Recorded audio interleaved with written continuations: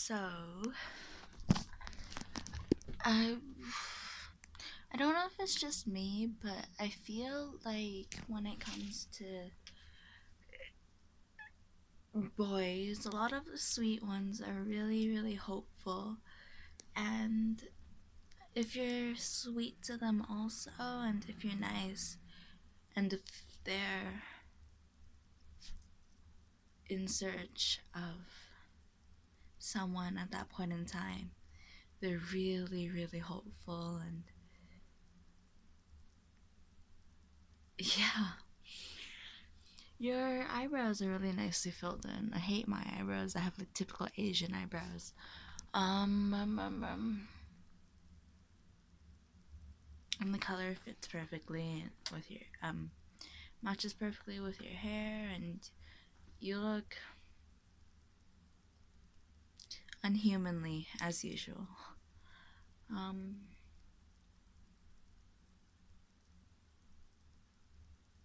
there's so much to say when I'm watching your videos, but then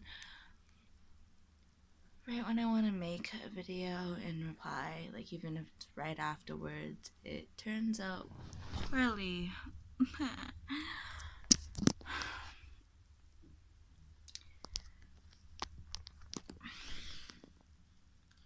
I don't know if you're okay. I mean, well, obviously you just told me that you might or might not be okay, but um I hope you'll be okay soon. Even if it's just a glimpse of time where you can see the light shining in the distance, and you can see a path paved for you. Um, Even if it's just a tiny moment, a tiny glimpse of that, I hope you have it soon. Because being dead all the time sucks the fucking energy out of you.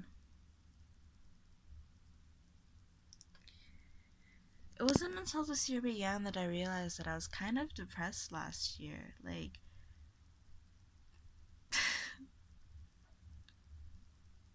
Um, I was always constantly tired. My head would be down. I wouldn't want to do anything. I wouldn't want to wake up in the morning. I wouldn't want to move. I never showered or took care of my hygiene. I either starved myself or I binged and purged. Um, Obviously those words are very dramatic, and in my mind it's not as dramatic as it seems, but it did happen. And I would barely ever laugh.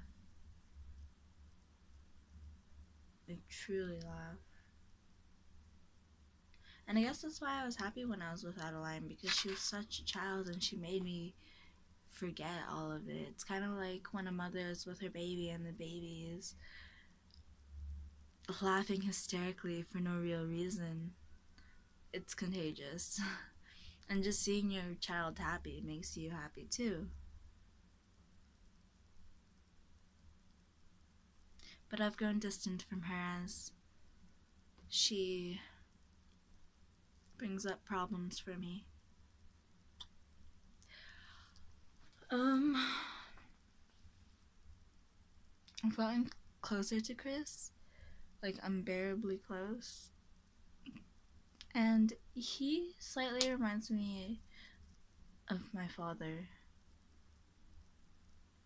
He has his whole life planned out, and I just kind of imagine he wants to go into aerospace mechanics or engineering or something, and he wants to focus on his work life until he's about 30, where he's gonna find a girl and get married at 30, or not, and get married at some point in time and have babies at 35. And 35 was around the age, maybe like 2 years younger, was around the age my dad had children. And I can just imagine like Chris being so excited for the future, and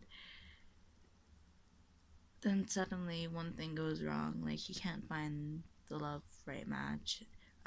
right love match, and it was just by chance that they met, they got together, they had children, and suddenly a few years later, he's wondering what the fuck he's doing with his life, with his family, with her, and arguments arise, and then this divorce, and he ends up lonely.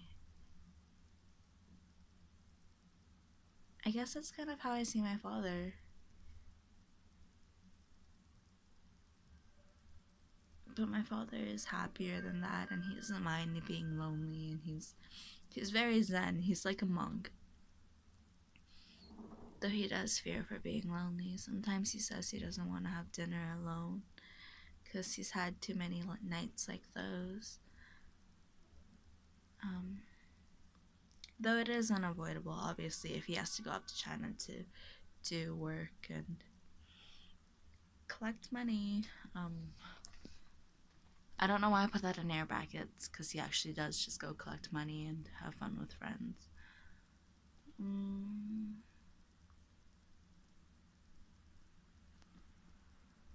6 minutes. Wow. Bye.